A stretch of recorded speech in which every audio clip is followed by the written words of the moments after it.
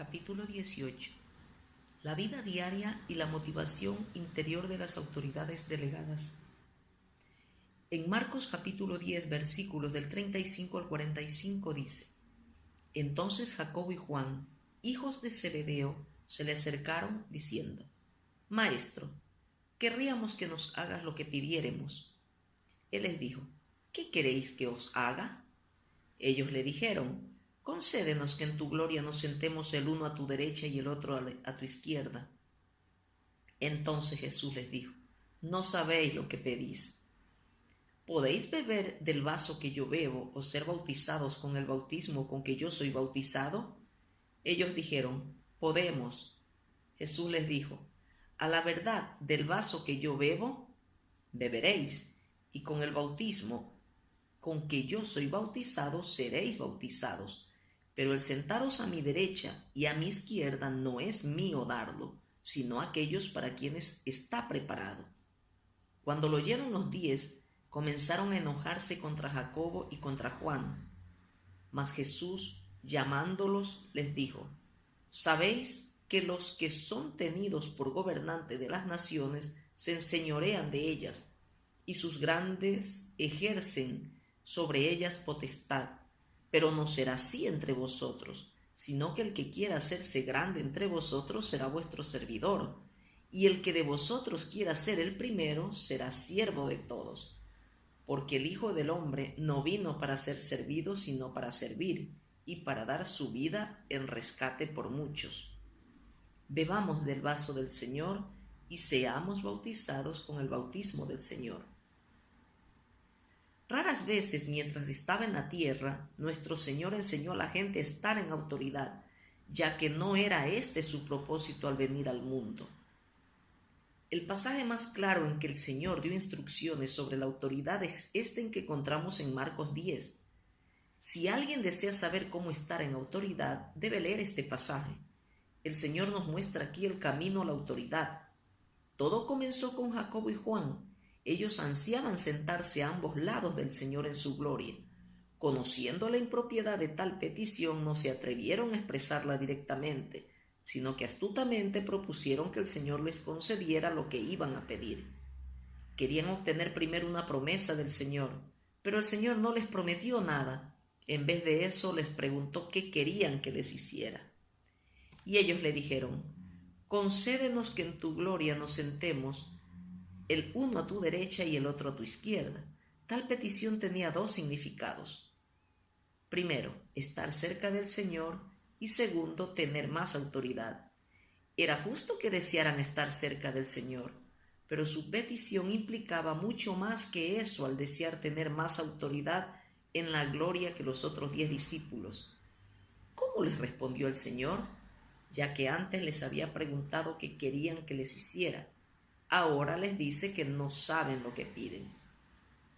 El Señor no desechó el deseo de sus discípulos de estar cerca de Él o de ocupar un puesto de autoridad, ni les desaprobó su anhelo de sentarse a su derecha y a su izquierda.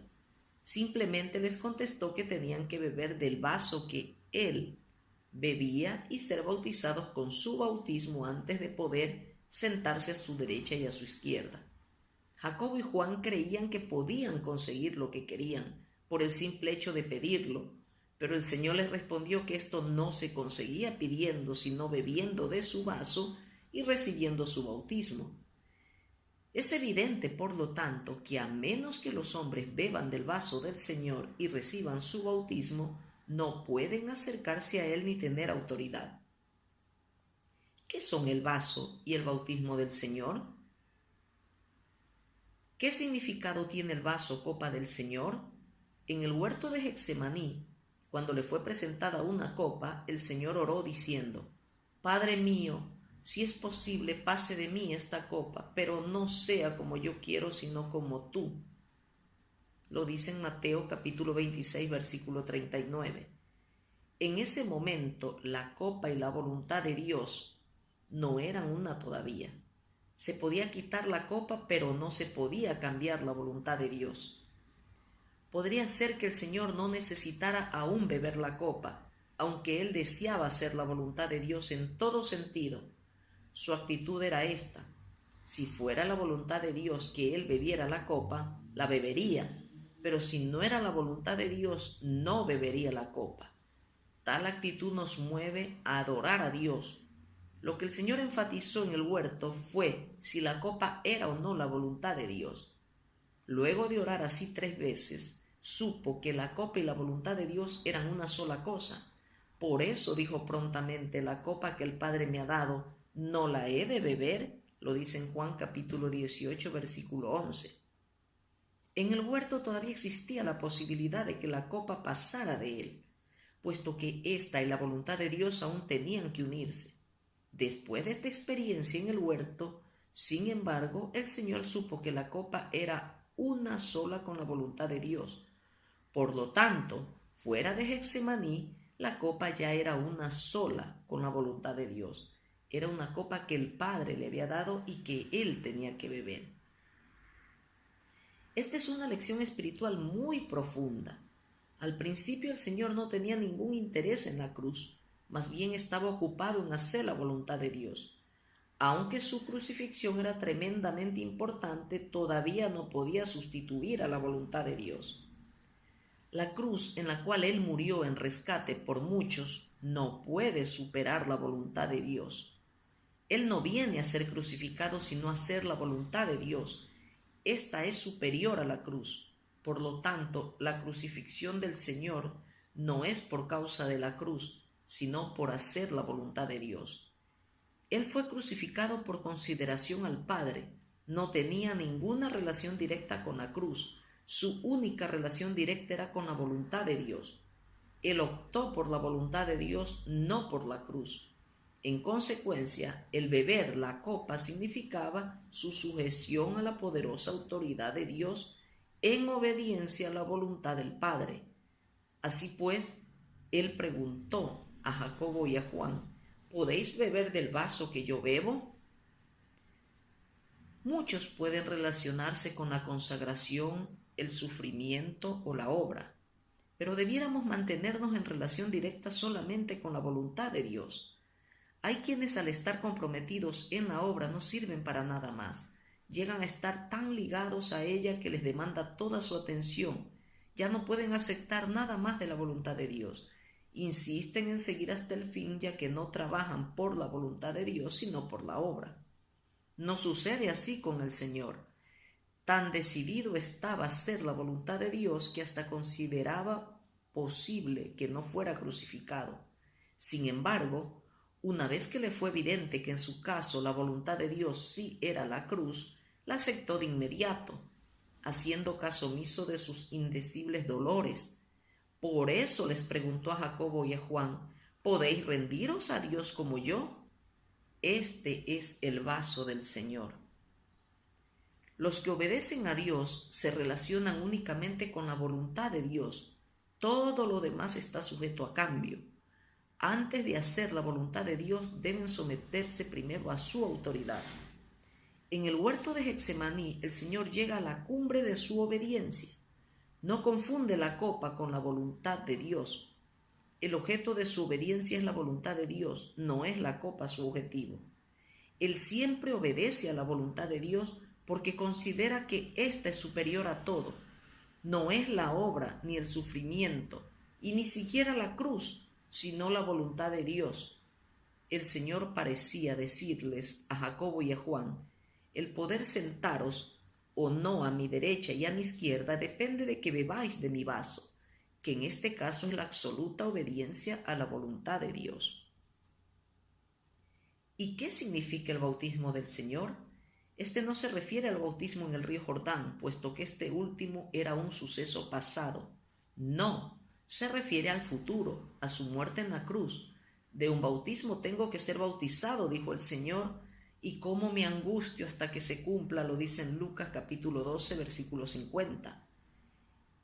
Él preveía una liberación de sí mismo. La plenitud de la gloria de Dios estaba atada en su cuerpo encarnado. Qué apretado, incómodo se sentía. Qué bendición sería si se pudiera desatar. La cruz es, por lo tanto, la liberación de la vida, así como la expiación por el pecado. Dios libera su vida por medio de la cruz. En cuanto se libere la vida de Dios, se encenderá como se enciende el fuego que es echado en la tierra. Será causa de división y no de paz. Todo lo que el fuego toca se quema. Las familias se dividirán, habrá conflictos entre los creyentes y los incrédulos. Los que tienen la vida y los que no la tienen lucharán unas contra otros. Y los que se queman y los que no se queman se opondrán entre sí. A esto se le llama el bautismo del Señor. Donde hay vida, hay contienda, no paz. Los que han recibido este bautismo son separados de los que no lo han recibido. Por lo tanto, el Señor parece decir aquí: voy a la cruz a liberar la vida para que la gente luche unos contra otros. ¿Podéis hacer lo mismo? El bautismo mismo es primeramente muerte y luego vida liberada, siendo la consecuencia del bautismo dividir a la gente. Esto es similar a la afirmación de Pablo cuando dice que la muerte actúa en nosotros y en vosotros la vida, lo dice en segunda a los Corintios capítulo 4 versículo 12. En el bautismo el Señor se desprende de su cubierta exterior por la muerte y así libera la vida. Nosotros debemos hacer lo mismo hoy. Tenemos que hacer que se quebrante el hombre exterior para que fluya la vida interior. Cuando a un hombre se le rompe la cubierta exterior, se lo lleva muy cerca de otros y la vida puede manar con facilidad. De otro modo, la vida seguirá encerrada y el espíritu sin poder manifestarse, y así también seguirá obstruido el camino por donde ha de fluir la vida hacia otros. Es cuando el grano de trigo cae en la tierra y se le rompe la cáscara que comienza a brotar la vida. Por eso el Señor dice: todo el que pierda su vida por causa de mí la hallará, lo dice en Mateo capítulo 16 versículo 25. El Señor no dice morir, sino ser bautizados, no sea que alguien tuerce el sentido de sus palabras para querer decir que Jacobo y Juan participaron en la expiación. En cuanto a la expiación, es únicamente Cristo como nuestro gran sumo sacerdote quien hace expiación por nuestros pecados. No hay nadie más que pueda expiar o tener parte en la expiación. En lo que respecta a la parte expiatoria de su muerte en la cruz, no tenemos ninguna parte en ella, pero en cuanto a la parte de su muerte que libera la vida, todos participamos en ella. En consecuencia, el Señor habla aquí solo de la parte de la muerte que libera la vida, no teniendo nada que ver con la expiación. Así que el Señor parece decirnos: el bautismo que voy a recibir romperá mi cubierta exterior y liberará la vida. ¿Están dispuestos a ser bautizados? A menos que el hombre sea quebrantado, no se podrá liberar la vida. El hombre que no ha sido quebrantado mantiene una gran distancia entre él mismo y otros. Aunque se sienta muy cerca de la gente, nunca podrá ponerse en contacto con ella, porque su vida interior no puede fluir libremente. En cuanto fluye esta vida, la tierra pierde su paz y comienzan sus conflictos. Muchos se dividen por causa de los que tienen esta vida que fluye. La diferencia entre los que pertenecen al Señor y los que no le pertenecen es grande. Muchas dificultades surgen entre los que tienen al Señor y los que no lo tienen, entre los que conocen a Dios y los que no lo conocen, entre los que pagan el precio y los que no lo pagan, entre los que son fieles y los que no lo son, entre los que aceptan las pruebas y los que las rechazan. Al parecer, el Señor llevó a Jacobo y a Juan a la siguiente conclusión: puesto que pedís que os conceda el privilegio de ser diferente de los demás, sentándoos a mi derecha y a mi izquierda, ¿podéis hoy ser distintos del resto de los hijos de Dios? Primero tenéis que beber de mi vaso y ser bautizados con mi bautismo antes de poder sentaros a mi derecha y a mi izquierda en mi gloria.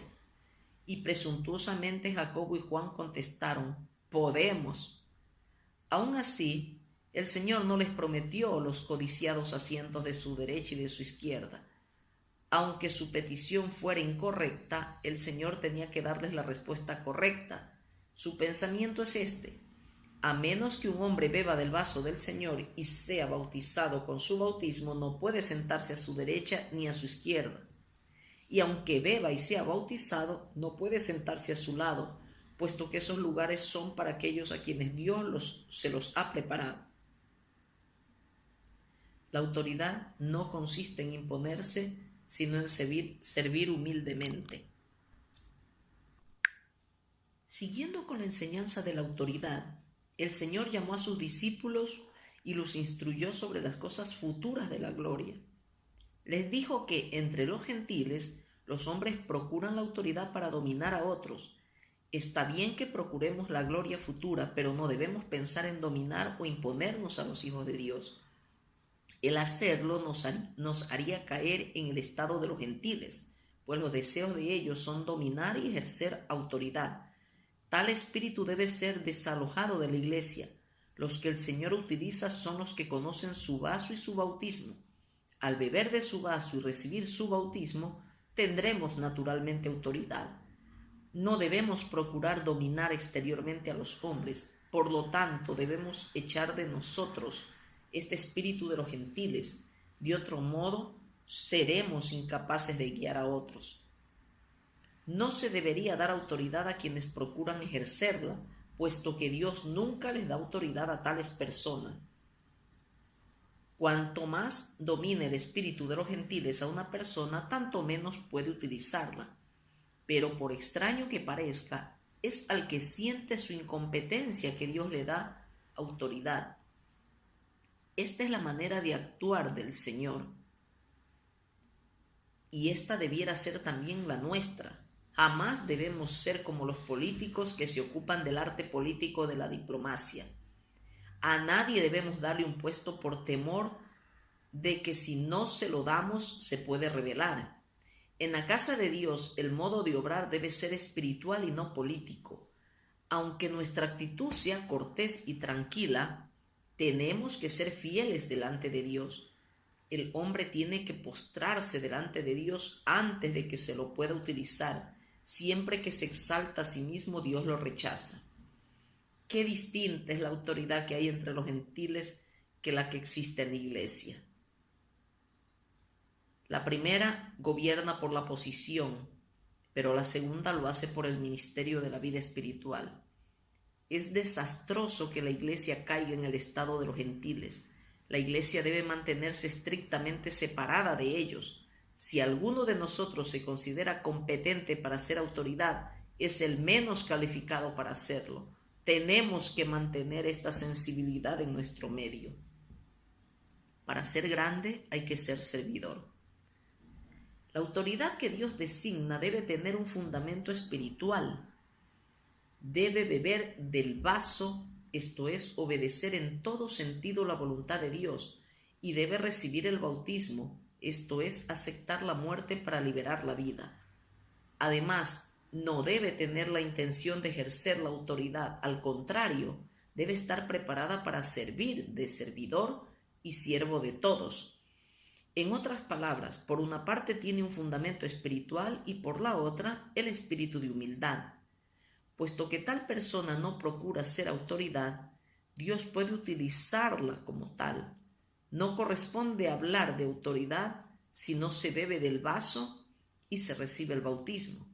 Al que es verdaderamente fiel y se considera incompetente para todo excepto para ser siervo de todos, a ese proclama el Señor como el que puede ser grande. En consecuencia, la condición para ser autoridad es un sentimiento de incompetencia e indignidad. De la misma Biblia podemos inferir que Dios jamás ha utilizado a un alma orgullosa. Cuando una persona se enorgullece, en ese mismo momento Dios la desecha. Tarde o temprano su orgullo oculto será revelado por sus palabras, puesto que las palabras siempre traslucen lo que hay en el corazón. En el futuro tribunal de Dios hasta los humildes se sorprenderán en gran manera. Y si esto es verdad, ¿cuánto más será el horror de los orgullosos en aquel día? Tenemos que sentir nuestra incompetencia, ya que Dios usa solamente a los inútiles. La diplomacia no es lo más importante aquí, más bien lo que es el tener un sincero sentimiento de que no somos más que siervos inútiles. Aunque hayamos apacentado el ganado y arado el campo, al volver nuestro Señor, todavía nos consideramos siervos inútiles. No nos olvidemos de ponernos en el lugar de un siervo. Dios nunca confía su autoridad a los que se creen justos y competentes. Desechemos el orgullo, aprendamos a ser humildes y corteses y no hablemos nunca por nosotros mismos. Aprendamos a conocernos a nosotros mismos a la luz de Dios. Por último, el Señor dijo, porque el Hijo del Hombre no vino a ser servido, sino para servir y para dar su vida en rescate por muchos. El Señor no viene para ser autoridad, viene para servir. Cuanto menos presumidos y más humildes seamos, tanto mayor será nuestra utilidad. Cuanto más engreídos y vanidosos seamos, tanto menor será nuestra utilidad. Nuestro Señor toma forma de siervo, hecho semejante a los hombres. Jamás extiende su mano para apoderarse de la autoridad, puesto que Dios se la da. El Señor Jesús fue exaltado de la humildad a lo sumo. Este es el principio de su vida. No extendamos nuestras manos carnales para apoderarnos de la autoridad carnal. Seamos siervos de todos hasta que un día Dios nos encomiende una responsabilidad especial. Así aprenderemos a representar a Dios. Por eso el ministerio es la base de la autoridad. El ministerio proviene de la resurrección. El servicio, el ministerio y la autoridad del servicio. Quiere el Señor librarnos de la altivez. Qué terrible será el juicio para los que se apoderan de la autoridad de Dios con sus manos carnales. Ojalá temamos a la autoridad como tememos al fuego del infierno. Representar a Dios no es cosa fácil, es algo demasiado grande y maravilloso para que lo toquemos.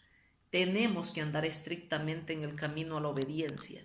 Nuestra senda es la obediencia, no la autoridad. Es ser servidores, no jefes. Es ser esclavos, no gobernantes. Tanto Moisés como David fueron las más grandes autoridades, con todo no fueron personas que procuraron establecer su propia autoridad. Los que hoy desean estar en autoridad debieran seguir sus pisadas. Siempre deberíamos sentir temor y temblor en este asunto de ser autoridad.